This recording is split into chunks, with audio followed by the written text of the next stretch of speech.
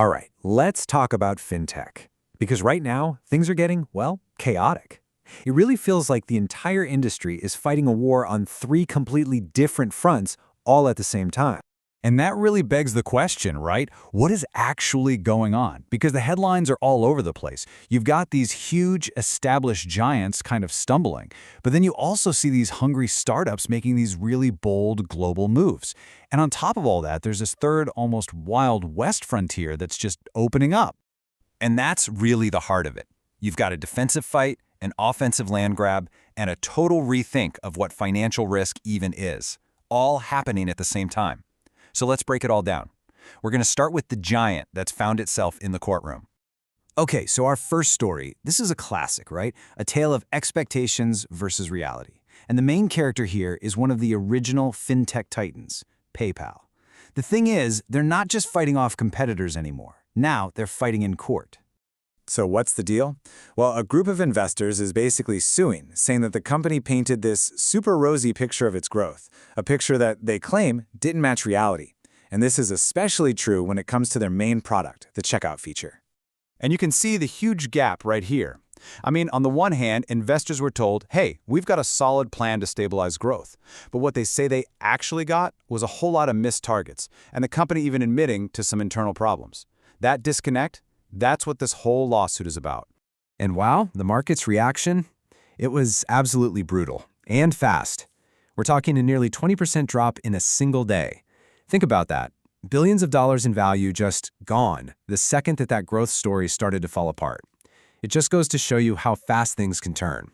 So yeah, this massive drop and all the other struggles led to this nickname, Pain Pale. You know, what started out as kind of a funny joke in the fintech community is now feeling a little too real for investors. It pretty much sums up how people are feeling about the company's performance. And this really gets us to our first big takeaway. It's a pattern you see over and over again in the public markets. A company builds up this massive growth narrative, right? Then that story hits a snag. The stock takes a nosedive. And then, yep, like clockwork, the lawsuits start rolling in. All right, so let's shift gears. We're moving to our second front now. Because while PayPal is stuck playing defense, you've got this corporate card startup, Ramp, that is all offense. They're quietly making some really big moves to become a global player. And this is such a smart, strategic move. You see other companies kind of pulling back, getting more cautious. Not Ramp. They're pushing forward, planting their flag in Europe by buying up another company called Billhop. And this is where it gets really clever. This is the genius of the move. See, Ramp didn't just buy some cool technology. No, they bought time. They bought access. By snapping up Billhop, they got all the licenses and government approvals they needed to operate all over Europe. Just like that, they skipped years of regulatory nightmares. I mean, this move is straight out of the classic fintech unicorn playbook, right? Step 1, you dominate your home market. Step 2, you expand to other countries. And that second step, going international, that's usually the last big piece of the puzzle before you start getting ready for an IPO. So the takeaway here is pretty simple.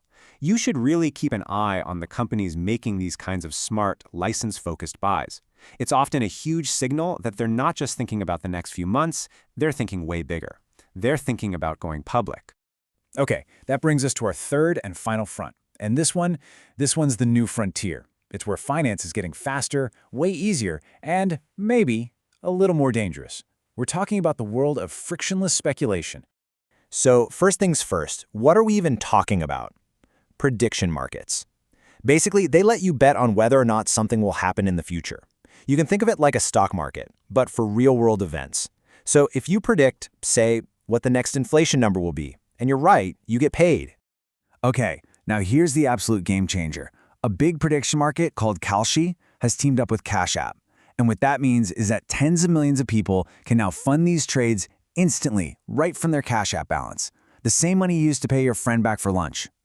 Let's just think about what a huge difference this makes. Before, if you wanted to do this, it was kind of a hassle, right? You had to do a slow bank transfer, type in all your card details. There was friction. And now, it's one tap. That's it. The barrier to entry isn't just lower, it's pretty much gone. And this brings up a really fascinating question. Are these things serious financial tools for forecasting the future, like some people say they are?